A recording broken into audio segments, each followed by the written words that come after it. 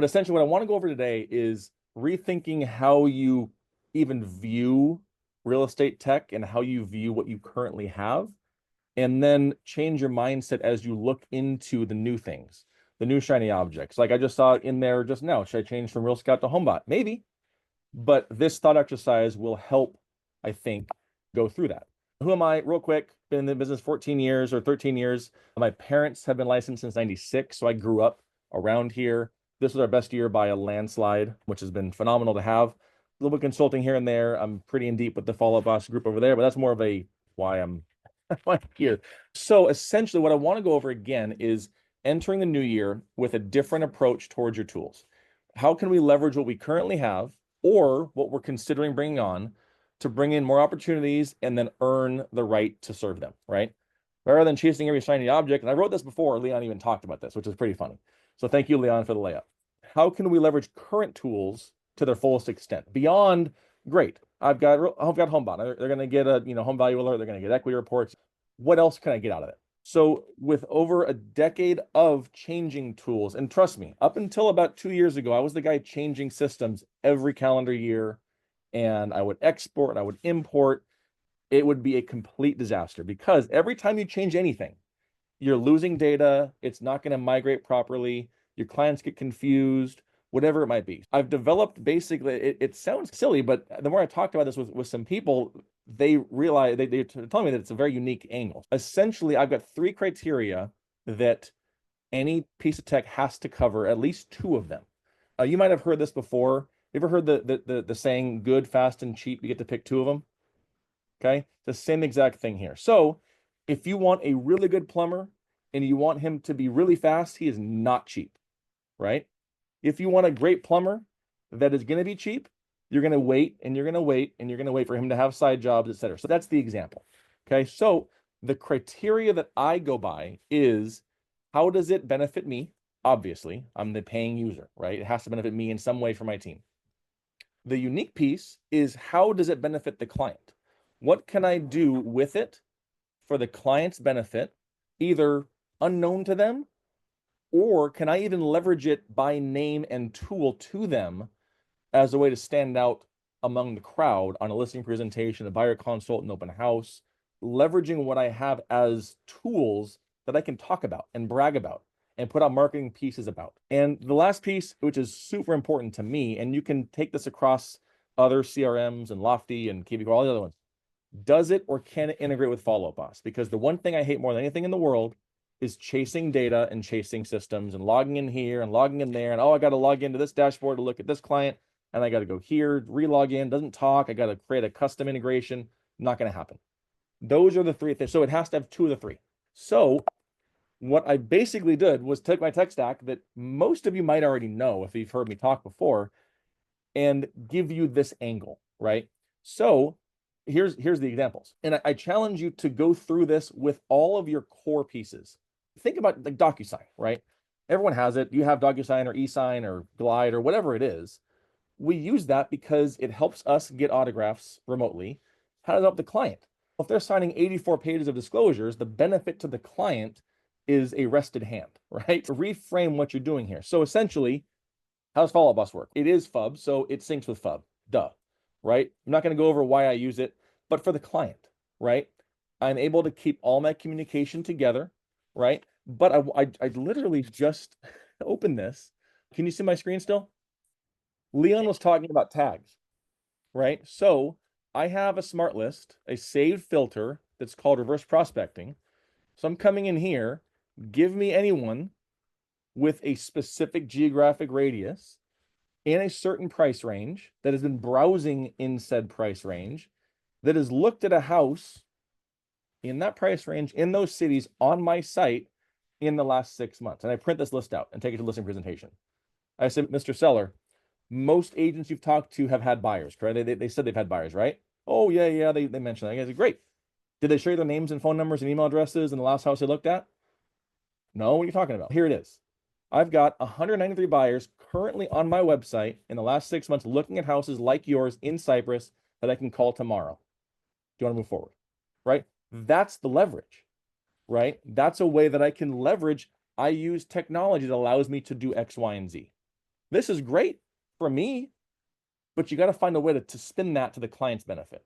Print this out for your listing presentations. I'm sure Lofty and KV Core have similar tools, so use them.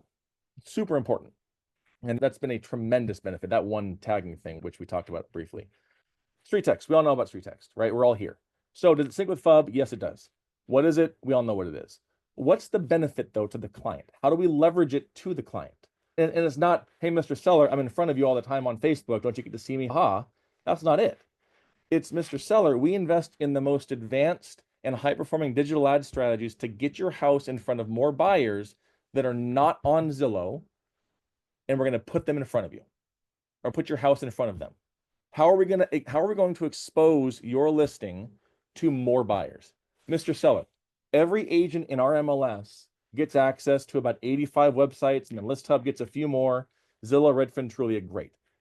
But your house then is in a sea of other houses, right? And we have great photos and great video and great market and great listing descriptions, everything else, but we're just one of many, right? We use tools like Street Text, Mr. Seller, that we invest in for you to ensure your house is one of one. When they're browsing Facebook, and you've done this too, Mr. Seller, is you see cat pictures and honeymoons and a new baby and then a pair of shoes from Nordstrom you looked at yesterday. And they say, oh my God, yeah, I did. Great. We use that exact same technology and strategy to market our listings, right? In fact, this last listing that we ran 2 weeks ago, we were able to get 13,000 views and 84 buyer inquiries before the open house. And we called every single one of them within 5 minutes, right? Really leverage this stuff, because we take this stuff if you're in this call, you might take that whole dialogue and that whole strategy for granted, but no one else has that or does that, right? So really push this stuff. And it's a competitive market. I get it. We got to be really finding, and we're not lying. We're just spinning it in a way that the client understands, and you've got to keep it in layman's terms. And again, your house is going to follow them around.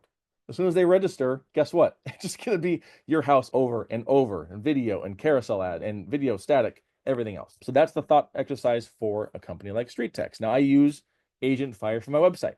Okay, does it sync with FUB? Of course. Great website, lots of tools, wonderful. But what's the benefit, right? I have a single landing page for all of my events that make it super easy for our clients to register for our giveaways and our contests and our food drive and our pumpkin pie giveaway. At open houses, hey, Mr. Buyer, thanks for coming in, yada, yada, yada. If you scan this QR code, I've got an up-to-the-minute area guide for the entire city of Cypress with market information, as well as the top local businesses through their Yelp integration. I can pull in and show you the best restaurants, dive bars, hair salons, and pet grooming studios, right? These are ways that we leverage it across our clients.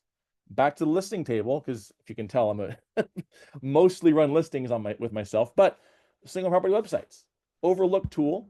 We have IDX feeds across 6 different platforms, but those aren't evergreen. When the house sells, guess what happens to that house? Poof, it's gone. Okay. Every listing that we have has a customized single property website, Mr. Seller, that we can feature your house's best assets. I have a video pop-up from me that outlines extra features they're not going to see on the MLS, right? Furthering how your house is exposed to the public, right? And that's the link that I use for Street Text ads, right?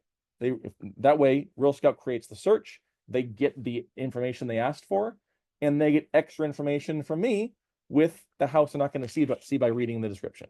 So again, I challenge you to go through this with your current tools to not, and this is not a pitch. Use what you have, because changing is very difficult, but try to leverage it one step further. A company like Real Scout, the thing with FUB, of course, great IDX, great VOW product, not going to hound you on that. But Mr. Buyer, right? When I get you on this tool, not only do I invest in it and pay for it on your behalf, it's a private platform that not every buyer has access to.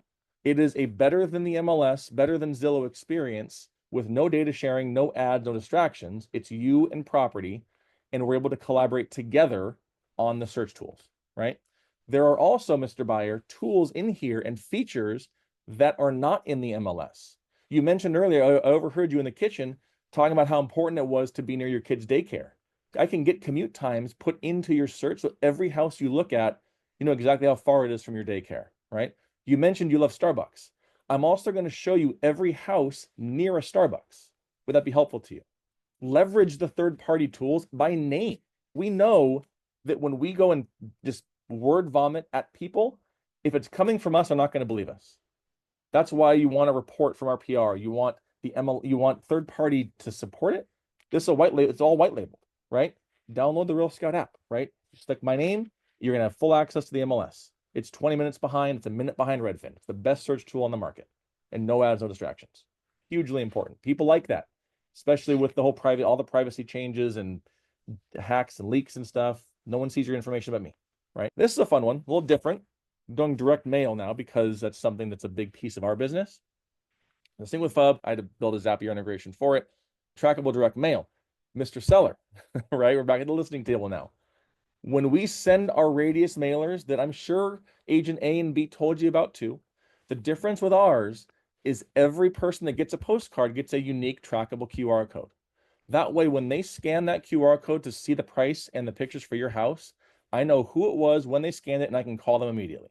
I'm not going to sit around and wait, put a sign up in the front yard and wait for the calls to come in. I'm going to go find the people to talk to. So when I send out 537 postcards and I get 37 people scanning it, that's 37 warm leads to go talk to. Would that be beneficial to you, do you think? So you're trying to, again, spinning this in ways that benefit the client because they don't know.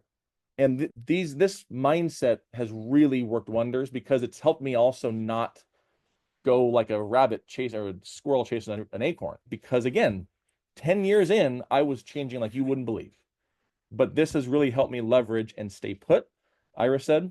But again, go through your current tools, pick your main 3 or 4 or 5, and really think this through and find out ways to leverage. Because again, we're all looking for that one unique edge. We all have the MLS. We all get Zillow integration or Zillow syndication, right? What can we do to go beyond that in ways that this buyer or seller will really take to? That was it. I didn't want to go super tactical on this one. It was more so an overall mindset shift because it's been really helpful to me. You might already have this, but I have an ebook that I wrote a year or so ago on my, if you want to learn about those tools, great. This tells you how they all work together. And it's been really helpful to me, but I'm definitely happy with what I've been running. Awesome. Thank you, Chase. I think one of the things that was really valuable is sometimes you're using a lot of these services with your like clients or potential clients. But what you nailed down for me was that there's value in educating them on how the tool is valuable to them because they don't know. They don't know the difference between searching the product on MLS and searching it on Real Scout, for example. So I know we've seen examples of that in the past where Wendy and her features had a little video on, hey, I'm signing you up for this tool. This is why it's so cool.